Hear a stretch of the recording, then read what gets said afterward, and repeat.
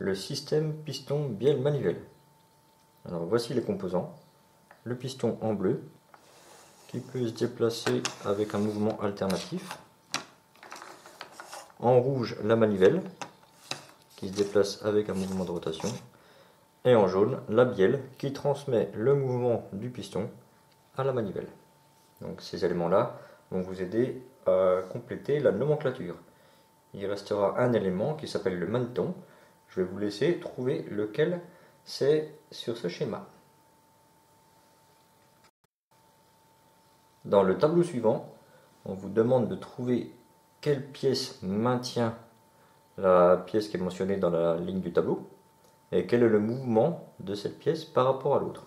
Par exemple, si je m'intéresse tout d'abord à la manivelle, donc je vais enlever le reste des éléments. Quelle pièce maintient cette manivelle? Et quel est le mouvement de la manivelle par rapport à cette pièce? Alors je vais vous donner le début des réponses. La pièce qui maintient la manivelle, c'est le socle. Et le mouvement de la manivelle par rapport au socle, c'est un mouvement de rotation. Il va falloir faire la même chose pour la bielle. Alors la bielle, elle apparaît deux fois dans le tableau. C'est normal, parce qu'elle est maintenue à deux endroits. Elle est maintenue ici, au niveau de la manivelle. Elle est maintenue également en haut, au niveau du piston. Donc il y a deux maintiens possibles pour cette bielle. À chaque fois, on va vous demander le maintien de la bielle par rapport à la manivelle. Quel est son mouvement? Et le maintien de la bielle par rapport au piston. Quel est son mouvement? Et enfin, il vous restera à compléter le maintien du piston et le mouvement du piston. Pour la suite de l'activité, on s'intéresse à la position du maneton sur la manivelle. Le maneton peut prendre 4 positions. La position où il est le plus près de l'axe de rotation du manivelle. Là, on l'éloigne un petit peu. Ensuite, encore un petit peu plus loin. Et en dernier lieu, dans la position la plus grande. Il est important de mesurer les dimensions. La position entre le maneton qui est le plus près de l'axe et l'axe de la manivelle, c'est 2 cm. Donc 2 cm. Ensuite, la position ici, c'est de 3 cm. Celle-ci, c'est de 4 cm. Et celle-là, c'est à 5 cm. Donc je récapitule. Si le maneton est positionné à cet endroit-là, il est à 2 cm de l'axe de rotation. S'il est à cet endroit-là, il est à 3 cm de l'axe de rotation. Là, il est à 4 cm. Et ici, c'est à 5 cm. Alors, la position du maneton va influencer la course du piston. Exemple, si je place à 2 cm et que l'on fait tourner le piston, la manivelle, pardon, on se rend compte que la position plus basse du piston, elle est à cet endroit-là, ici, et la position la plus haute du piston, elle est à cet endroit-là. Donc entre ces deux crans, ici et là. Quelle est la distance qu'il y a entre ces deux crans? Elle est de 4 cm.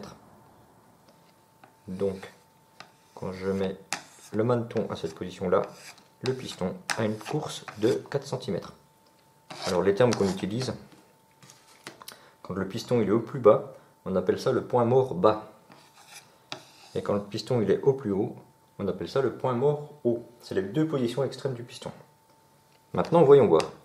Si je place le maneton à la position 3 cm, quelle va être la course du piston? Quelle va être la position du point mort bas? C'est sur ce cran-là. Quelle va être la position du piston en point mort haut? C'est sur ce cran-là. Mesurons. On a une course de 6 cm.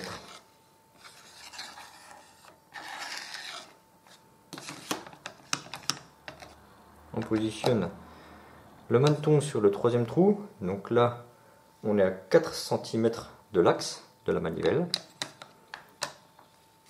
Quelle est la position la plus basse du piston? Ce cran-là.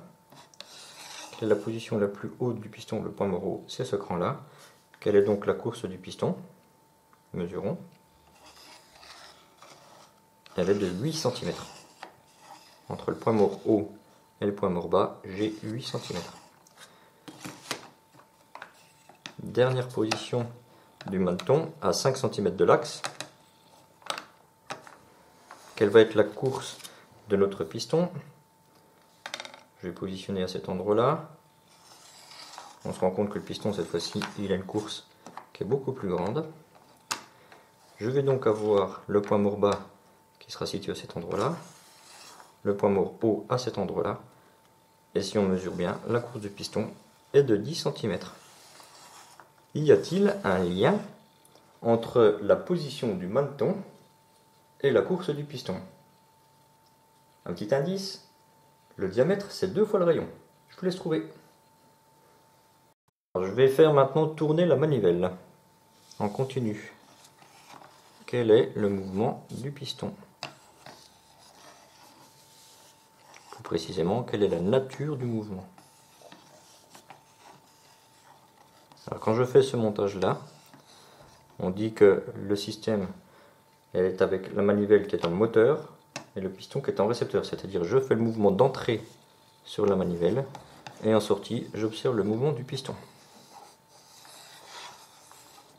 Si jamais je fais tourner la manivelle dans l'autre sens, est-ce que ça change quelque chose au mouvement du piston? Voici un sens de rotation.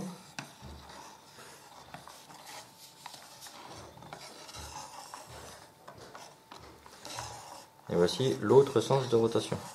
Est-ce que ça a changé quelque chose au mouvement du piston? Maintenant, je vais faire l'inverse. Je vais donner le mouvement moteur sur le piston et on va voir si on est capable de faire tourner la manivelle comme ceci. Est-ce qu'on est capable de faire générer une rotation continue de la manivelle simplement en faisant un mouvement alternatif du piston?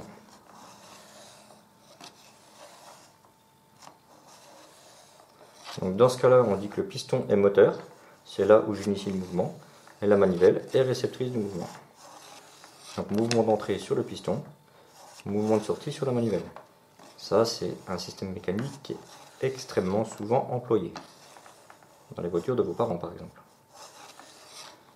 Donc en dernière partie de l'activité, recherchez des exemples où dans le cas où la manivelle fait le mouvement et on récupère le mouvement qui nous intéresse au niveau du piston. Ça peut être intéressant, par exemple, pour compresser certains gaz ou dans certains autres mécanismes.